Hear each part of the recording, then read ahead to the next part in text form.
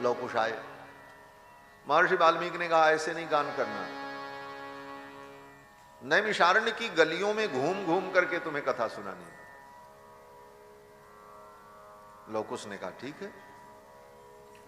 वाल्मीकि जी ने कहा देखो ये कथा राजाधिराज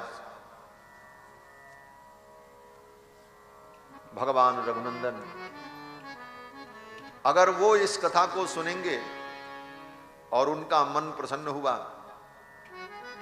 और उन्होंने कहा कि आओ मेरे दरबार में इस कथा का तुम वाचन करो, कथा को सुनाओ, तो उनकी आज्ञा का पालन करना।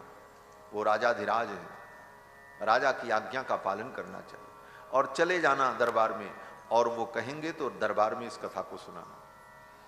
लौ कुश ने कहा ठीक है।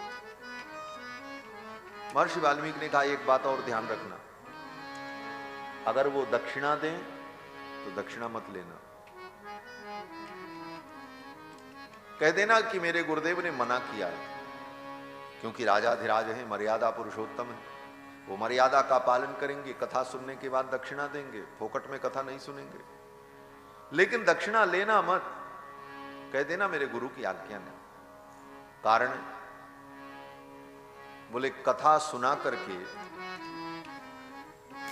रामायण भागवत इत्यादि ग्रंथों का प्रवचन सुना करके, कथा सुना करके दक्षिणा प्राप्त करने का अधिकार केवल ब्राह्मण को है। ब्राह्मण के अतिरिक्त कथा कोई सुना दे, भगवान की कथा का कोई वर्णन करे, इसमें कोई आपत्ति नहीं है, लेकिन कथा सुनाकर उसके बदले में दक्षिणा लेने का धर्म केवल ब्राह्मण का, क्षत्रिय का नहीं, वैश्य का नहीं।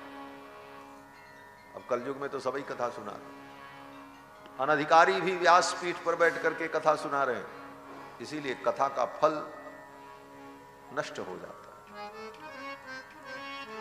महर्षि वाल्मीकि ने कहा दक्षिणा मत लेना, मना कर देना, और यह भी नहीं बताना है लौ कुश को कि क्यों नहीं लेना है, क्योंकि और बहुत सारे कारण थे।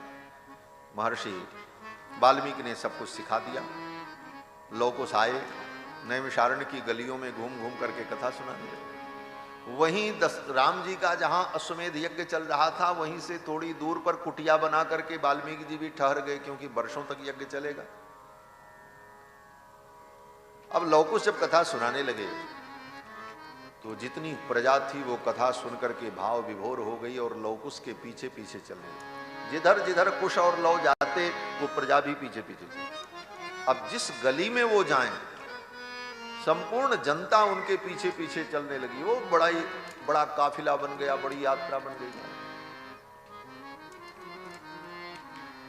गाते हुए जा रहे थे, तब तक उधर से राम जी रथ पर बैठ करके आ रहे थे। राम जी रथ पर बैठ करके आ रहे थे, इधर से कुश और लौ रामायण गाते हुए जा रहे थे पैदल, उनके पीछे पीछे हजारों लोग थे। राम जी ने देखा, राम जी ने अपने सेवकों से पूछा ये बालक कौन है? जानते तो सब है राम जी ये कौन है, वो तो सर्वज्ञ हैं, उनको तो पता ही है सब, लेकिन लीला है। राम जी ने कहा ये दोनों बालक कौन है?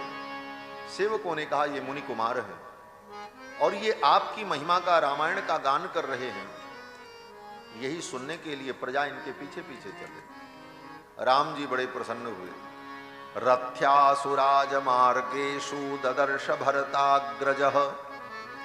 भरताग्रज श्री रघुनंदन ने रथ्यासुराज मार्गेषु, उस राजमार्ग पर कुश और लौ को देखा तो अपने सेवकों से कहा जाओ आदर पूर्वक इनको बुला करके मेरे दरबार में लाओ, मेरे दरबार में ये कथा सुनाएंगे और हम सब लोग बैठ करके सुनेंगे। अब तो महाराज निमंत्रण गया।